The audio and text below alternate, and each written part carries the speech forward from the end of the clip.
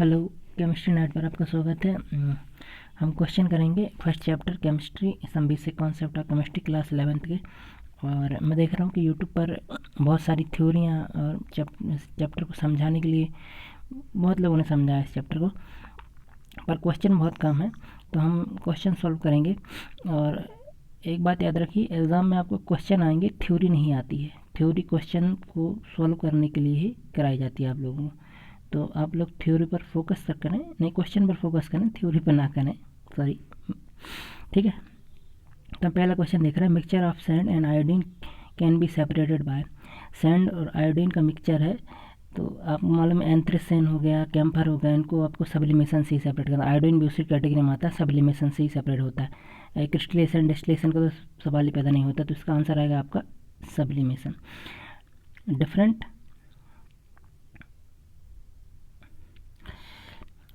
Difference in density is the basis of, ये आता है साहब ग्रेविटेशनल सेपरेशन मेथड में। वो ऊपर से गिराया जाता है, उसको ग्रेविटी से सेपरेट किया जाता है, वो डिफरेंट डेंसिटी की वजह से ही होता है। हल्के पार्टिकल थोड़े इधर गिरते हैं, भारी पार्टिकल इधर गिरते हैं। ठीक है, आपने वो दाने रहते हैं ना, वो हवा चलती है, आपको भूसा अलग किया जाता है गेहूं से, तो हवा चलती रहती है, ग्रेविटी की वजह से भूसा अलग उड़ जाता है, दाने भारी रहते हैं तो वो नीचे गिर जाते हैं, देखा होगा आपने। विच of the following is an example of heterogeneous compound. इसमें दो चीज़ ध्यान रखने के लिए, हेट्रोजीनियस सब्सटेंस, ये जो बॉटल वाटर है और ये टेबल सॉल्ट है, ये कंपाउंड है साहब। ये क्या है? कंपाउंड। ये कंपाउंड है, तो आप इनको हटा दें, ये दो ऑप्शन को। आपका बचा piece of copper and candle, तो इसमें आएगा आपका कैंडल, तो करेक्ट आंसर इज कैंडल। ठीक है, which of the following substance can not be separated to its constituent by physical method. मैं कौन है जो फिजिकल मेथड से सेपरेट नहीं होगा? शुगर वाटर हो जाएगा सर, सॉल्ट, शुगर वाटर ये फिजिकल मेथड से सेपरेट हो जाएगा, सॉल्ट एंड शुगर ये भी सेपरेट हो जाएगा, बट ये नहीं होगा, तो आपका आंसर सी आएगा। सी इज़ द करेक्ट आंसर है आपका सॉलिड शुगर। ठीक है, which of the following pair of substance contain element and compound. कौन सा पेयर ऑफ सब्सटेंस है जो एलिमेंट भी कंटेन करता है और कंपाउंड भी है? तो फर्स्ट पेयर देखते हैं O2CH2, हाँ ये कंटेन कर रहा है साहब। सेकंड वाला N2CO2, हाँ से N2 एलिमेंट है, CO2 कंपाउंड है, ये भी कंटेन कर रहा है साहब। बी वाला देखते हैं H2O2, ये कंटेन नहीं कर रहा साहब बी वाला। डी वाला सोडियम CO, हाँ ये कंटेन कर रहा है, सोडियम एक एलिमेंट है, CO कंपाउंड है। ठीक है, डिफरेंट टाइप ऑफ एटम मिलकर क्या बनाते हैं? कंपाउंड बनाते हैं। सेम टाइप ऑफ एलिमेंट मिलकर क्या बनाते हैं? एलिमेंट। तो CO में ऑक्सीजन और कार्बन तो अलग अलग एलिमेंट के एटम है, तो ये भी कंपाउंड है, ACD। तो आपका ये आएगा सी नंबर वाला, मतलब ए ऑप्शन रहेगा।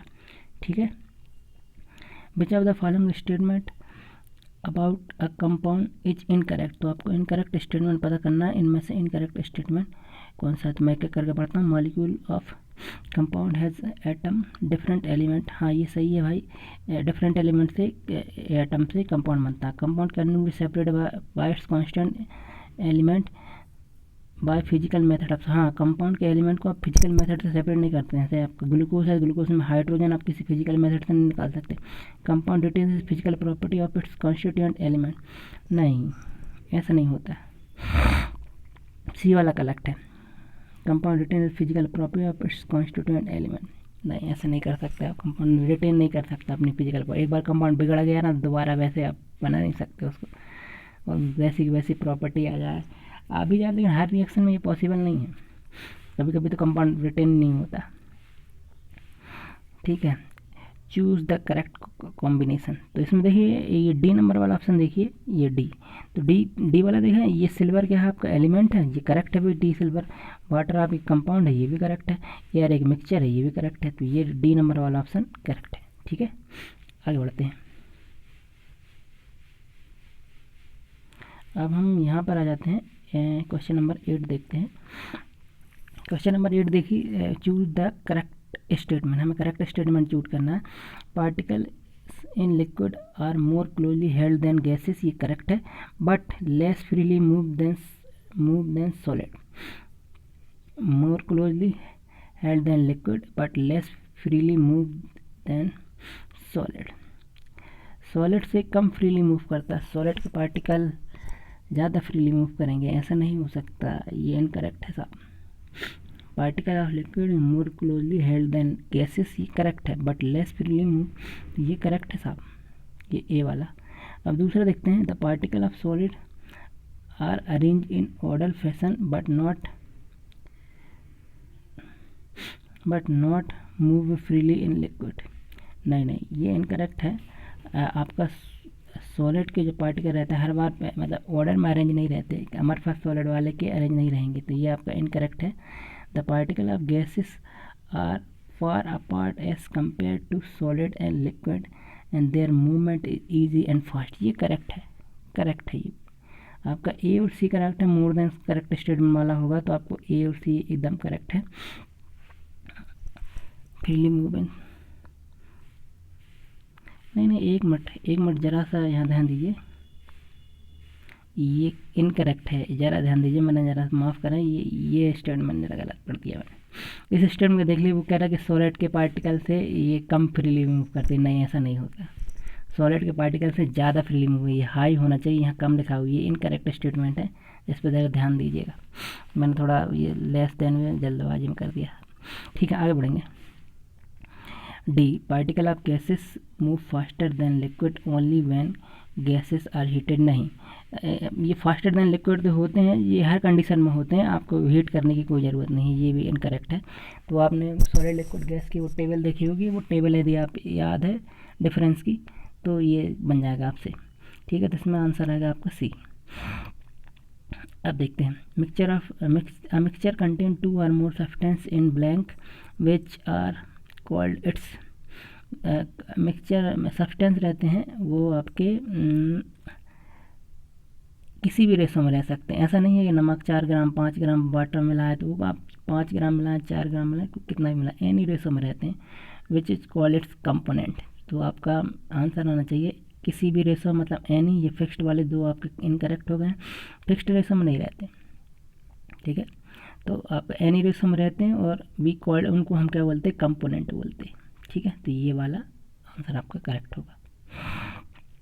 अब हम देखते हैं which one of this is not pure compound, इसमें से कौन सा प्योर कंपाउंड नहीं है, इम्प्योर है। तो देखिए O3 ये तो एलिमेंट है साहब, कंपाउंड नहीं है, मॉलिक्यूल। H2O2 ये भी H2O। शुगर सोल्यूशन को देखिए, इसमें सुक्रो सोल्यूशन, इसमें सुक्रोज भी है और वाटर भी है, तो इसमें दो चीज़ें हैं, ये आपका इम्प्योर है, डी नंबर वाला आ जाएगा। ठीक है, 11 नंबर देखते हैं, 1 फर्मी इक्वल टू होता है ये, वैसे 10⁻15 मीटर होता है, ये सेंटीमीटर में आप धोखा रखा है, मीटर होता है, सेंटीमीटर में जब आएंगे तो 10⁻³ पर आएंगे। ठीक है, अब देखते हैं 12 नंबर, द प्रीफिक्स 10⁸ इस, प्रीफिक्स इसमें 8 में लगाया जाता है साहब, ये आपका एक्सा लगाया जाता है। ठीक है, परफेक्ट जेपिटो स्टैंड फॉर, तो इसमें आपका आंसर आएगा डी नंबर वाला, ये देखते हैं। ठीक है, ये आपको याद ही करने पड़ेंगे साहब, इसमें कुछ कर नहीं सकता। अच्छा, एक चीज़ और देखते हैं, ये the unit joule pascal inverse is equivalent to, ये इक्वलेंट हो गया आपके मीटर इनवर्स के, मीटर क्यूब के। अब मैं दिखाता हूँ आपको कैसे होती है, ये इसका सॉल्व करके दिखा रहा हूँ मैं आपको, ज़रा देखिए, यहाँ देखते हैं, सॉल्व करके देखते हैं।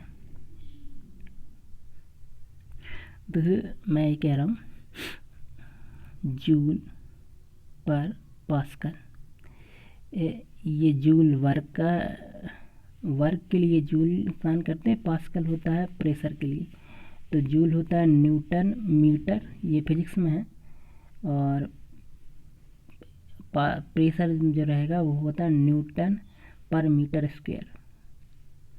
तो इसको जब आप सॉल्व करेंगे तो ये न्यूटन से न्यूटन कट जाएगा, ऊपर ये जाएगा आपका m³ मीटर, 1 मीटर क्यूब में आ जाएगा आंसर। तो इसका आंसर आएगा आपका ये कहाँ गया, ये ए नंबर वाला। ठीक है, आगे बढ़ते हैं। विच हैज हाईएस्ट वेट, तो देखिए 1 मीटर क्यूब वाटर का जो वेट होता है ना वो 1000 ग्राम होता है, 1000 1000 ग्राम। कहाँ गया? इसका वेट होगा सर 1000 ग्राम। अच्छा, नॉर्मल नरमी का वेट होता है 70 से 60-70 kg रहता है, लेकिन ये 1000 से कम है तो ये नहीं आएगा। 10 लीटर Hg। 10 लीटर Hg में आप इसमें डी मास देखें तो इसमें डी इंटू वी करना पड़ेगा, ये मास होता है। ठीक है, तो Hg की डेंसिटी होती है 13.6 के समथिंग होती है। इसमें 10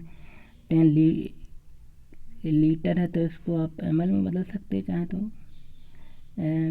या फिर ml कर सकते हैं। ml में कर लें तो ये 10,000 आ जाएगा।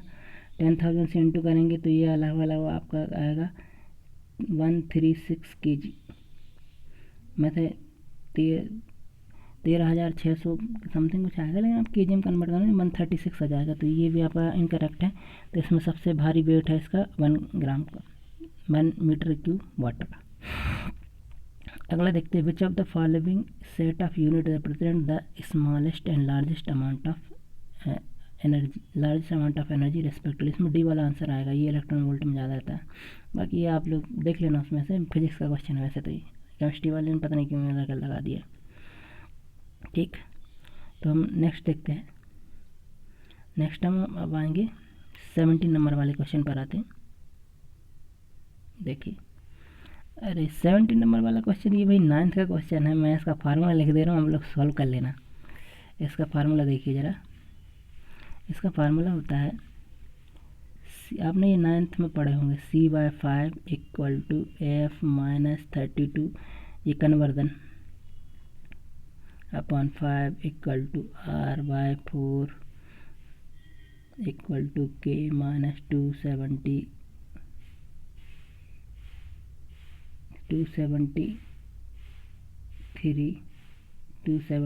अपॉन 5। तो इसमें आपको आर को किस में बदलना, सेल्सियस में बदलना, तो ये दोनों को आप कंपेयर करके आंसर निकाल लीजिएगा। ठीक है, ये देखते हैं। ठीक, तो आगे बढ़ते हैं। इस फार्मूले से कर लीजिए, 9th का क्वेश्चन है, कोई ज़्यादा बड़ा क्वेश्चन नहीं है। मेरे हिसाब से इसका आंसर आना चाहिए लगभग 73 सी आना चाहिए। देख लेना आप लोग, सी किस आना चाहिए इसका आंसर। ठीक है, आगे बढ़ते हैं। विच of the following is not SI unit. SI unit है ये लीटर जो ना, एसआई यूनिट नहीं, बाकी सब में ये एसआई यूनिट है, ये है, ये मोल साहब। 10 के बाद 20 प्रीफिक्स आपको टेबल याद करनी पड़ेगी साहब। ये क्वेश्चन जो फर्स्ट चैप्टर में आपको एक टेबल लेनी होगी, आप उसमें यूनिट बताए होंगे, या तो फिजिक्स में भी आपको ये मिल जाएगा, तो उसमें से आप ये कर लीजिएगा। ठीक है, इसका युक्त आएगा। Many country use Fahrenheit scale expression of temperature of atmosphere if the temperature in any such country is measured 41 Fahrenheit, then what is its value in Celsius scale. तो ये वो कन्वर्जन ही है, वो क्वेश्चन जो हमने आपको ये फार्मूला लिखाया था, यहाँ लिखा हुआ देखें, ये फार्मूला लिखा हुआ, आप इसमें वैल्यू रख के आंसर निकाल लीजिएगा। ठीक है, मेरे हिसाब से इसका आंसर 5 के समथिंग आना चाहिए। 41 है, वो 5 में ही आएगा, वो देखते हैं, कर लीजिएगा आप लोग। ठीक है, अगला देखते हैं 21 question. A sample was weighing using 2 different balance that result were 3.9 and 4.0. How would you weight of sample be reported? तो इसमें मैं अगर वेट करूं तो मेरे हिसाब से ये वाला, वो ये एक्यूरेट आंसर दे रहा है, वो पॉइंट डिजिट को मेज़र नहीं कर पाता। जो सेकंड वाला है ना, जिसने मेज़र किया हुआ है, इसने ना पॉइंट डिजिट जो है ना पॉइंट में मेज़र नहीं कर पा रहा। तो मेरे हिसाब से ये बहुत करेक्ट है, एक्यूरेट मेज़र कर रहा है। अब बोलोगे ये क्यों नहीं, इतने ज़्यादा पॉइंट की ज़रूरत नहीं, सिंपल 2 पॉइंट तक ठीक है। 2 student perform the same experiment separately, each of the following recorded mass which are given below. Correct reading of 3 gram on the basis of data, they mark the correct option out of following. तो देखिए, जो पहला है 3.01 और 2.9, ये 3 के बहुत करीब है, और ये 3.05 2.95 ये 3 से बहुत दूर है। तो एक्यूरेट इसने निकाला है, सबसे एक्यूरेट आपका इसने निकाला हुआ है। किसने?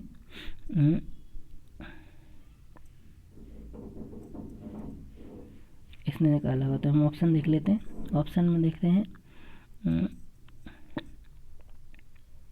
कि बी नंबर का ऑप्शन देखिए, the result of student A both prices and accurately, ये सबसे सही है। ठीक है, डायरेक्ट इसको आप निशान लगा सकते हैं।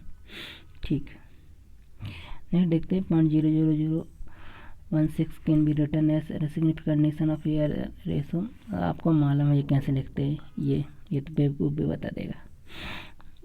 अब अगला देखते हैं, if true value of experimentally result 6.23 and the result reported by 3 student X Y Z are,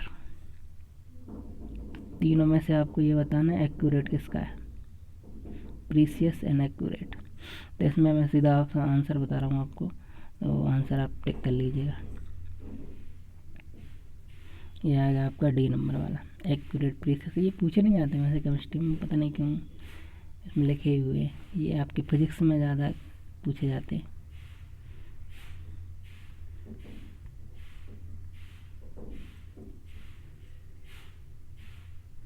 अगला देखते हैं। अच्छा, in the final answer express the significant number, the number of significant figure. तो आप इसका आंसर निकाल लीजिएगा। सिग्निफिकेंट नंबर देख लीजिए, 3 या 2 या 3 के समथिंग कुछ आएगा, आप उसको कैलकुलेट कर लीजिएगा। नेक्स्ट देखेंगे, सिग्निफिकेंट नंबर आपसे बन जाते होंगे। The number of significant figure of this number 116 तो इसमें कितने सिग्निफिकेंट फिगर होंगे, तो ये हम देखते हैं कितने सिग्निफिकेंट फिगर होने चाहिए। तो इसमें देखिए पहले वाले में 3 है, दूसरे में भी भाई 3 है, तीसरे में भी भाई 3 है, तो भाई हो गया आंसर डी नंबर का 3। ठीक है, पी क्यू आर की वैल्यू दी है 0.002 3000 significant figure of P Q R. अब तो इसका देखते हैं significant figure of P Q R. तो इसमें देखते हैं पहले वाले में 2 हैं भाई, 2 नंबर हैं। दूसरे वाले में देखेंगे कितने हैं, ये होंगे आपके 1 2 3। तीसरे में देखते हैं भाई ये हो जाते 4 1 2 3 4। तो सिग्निफिकेंट फिगर बी नंबर का ऑप्शन आएगा। ठीक है, अब अगला क्वेश्चन देखते हैं। अगले क्वेश्चन में देखेंगे, if the density of solution is 3.12 ग्राम पर litre, mass of 1.5 ml solution, significant figure इस। तो इसमें आपको कैलकुलेशन करना पड़ेगा साहब। मास इक्वल टू होता है आपका D इंटू वी, इसमें कैलकुलेट कर लीजिएगा और जो भी आंसर आए आपको मिल जाएगा, उसका सिग्निफिकेंट नंबर आप फिगर देख लीजिएगा उसमें से। ठीक है, which of the following number all zero are significant, all zero are significant. Following number में से ऐसे पूछ रहे हैं कि ऑल जीरो किस में है, देखते हैं साहब।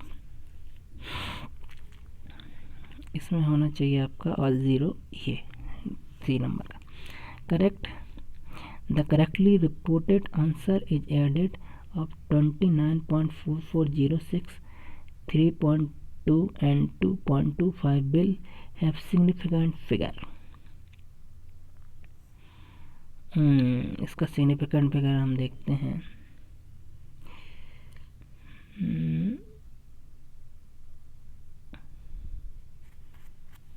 29 ये सी नंबर वाला होगा साहब। सिग्निफिकेंट फिगर इतना इम्पोर्टेंट नहीं रहता केमिस्ट्री, मैंने नहीं देखा इससे कुछ ज़्यादा खास क्वेश्चन आए का, कभी कभार पूछ लिया गया हो सालों में। The number of significant word 10.3106, इसमें कोई अंधा भी बता देगा कैसे 6 फिगर है इसका। तो ठीक है, 31 का D. Choose the correct option represent by result of the given calculation of prepaid significant figure. आप इसको कैलकुलेट कर लीजिए और सिग्निफिकेंट फिगर में जो है आप निकाल लीजिएगा। कैलकुलेशन है, आपको गुणा भाग करने पड़ेंगे। ठीक, अच्छा अब देखते हैं, arrange the number of increasing order of significant number.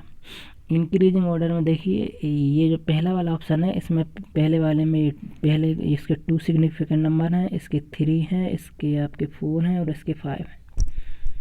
तो यही है भाई इंक्रीजिंग ऑर्डर में। Dimension of pressure as same as that of, ये प्रेशर का जो डायमेंशन एनर्जी पर वॉल्यूम के इक्वल होता है, ये फिजिक्स में पढ़ेंगे आप। अच्छा, ये n gram of substance of S m gram of substance of react with m gram of substance by to form p gram of substance R and q gram of substance S. The reaction can be represented as x plus y equal to R plus S. The relation which can be established in the amount of reactant and product. ये law of mass conservation को represent कर रहा है, law of mass conservation। तो ये law of mass conservation को represent कर रहा है, आपका आंसर आएगा बी। ठीक है, तो मेरे हिसाब से हो गए 35 क्वेश्चन हो गए आपके। तो अगला देखते हैं। अगले क्वेश्चन देखते हैं कुछ।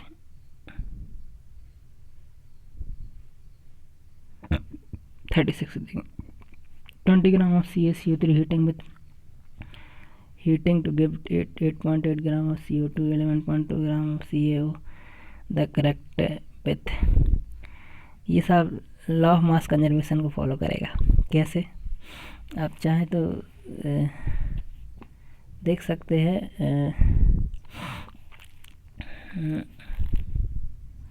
ये CaCO3 का जो आप ज़रा, जब ये CaCO3 जो है वो टूट रहा है किसमें, CO2 प्लस CaO में। इन दोनों को जब आप प्लस करोगे, CO2 कितना है आपका 8.8 और ये है 11.2, इन दोनों प्लस करोगे तो आंसर आएगा 20। तो इसका आंसर, इसका 20 ग्राम है, बाद बिफोर द रिएक्शन 20 ग्राम था, आफ्टर द रिएक्शन ये भी 20 ग्राम है।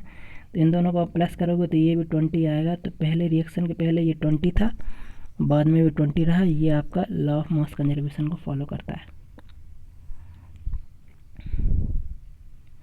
Which of the following is best example of law of mass conservation मास।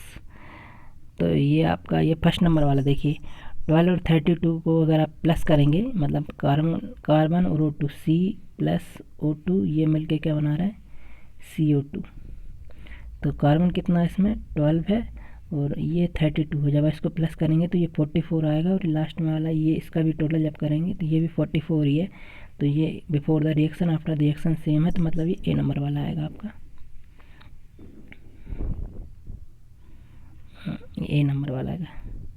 ठीक है, हम अब ये 34 नंबर वाला स्टेटमेंट देखेंगे। विच of the following statement correct about the reaction given below, Fe2O3। अच्छा, ये भी आपका लॉ ऑफ मास कंजर्वेशन को ही फॉलो कर रहा है। रिएक्शन है, बैलेंस है, और लॉ ऑफ मास कंजर्वेशन को ही फॉलो करेगा। तो इसमें जो आपका आंसर आएगा वो ए नंबर वाला आएगा।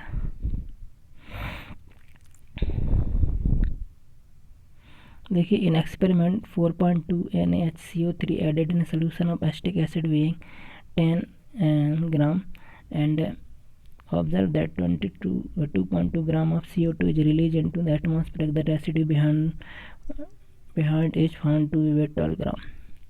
तो अच्छा, एक बात देखिए, इन दोनों को जब आप प्लस करेंगे 4 एंड 10 को, तो ये हो जाएगा 14.2 आएगा। और जब ये जो प्रोडक्ट बन रहा है 2.2 और 12, इन दोनों को जब आप प्लस करेंगे इन दोनों को, तब भी इसका आंसर कितना आएगा 14.2। तो ये लॉ ऑफ मास कंजर्वेशन को फॉलो कर रहा है, लॉ ऑफ मास कंजर्वेशन इनको फॉलो कर रहा है। तो इसमें आपका आंसर आएगा 39। लॉ ऑफ मास कंजर्वेशन वाला कौन सा है, ये बी। इसमें देखिए, इसमें भी आप प्लस करके देख लीजिए। The experiment 4 gram H2 combined में 30 ग्राम O2 36 ग्राम H2 बना रहा है। सेकंड एक्सपेरिमेंट कर रहे हैं, वो 50 ग्राम H2 और 4 ये बना रहा है। तो ये इसमें देखिए 4 और 32 को जब आप प्लस करेंगे तो ये 36 आ जाएगा। लॉ ऑफ मास कंजर्वेशन को फॉलो कर रहा है। ऐसे इसमें देखिए, ये 50 और 400 प्लस करेंगे तो ये लॉ ऑफ मास कंजर्वेशन को फॉलो कर रहा है। लेकिन अब इसमें एक चीज़ है कि ये कॉन्स्टेंट प्रोपोर्शन को फॉलो कर रहा है कि नहीं, वो हम देख लेते हैं।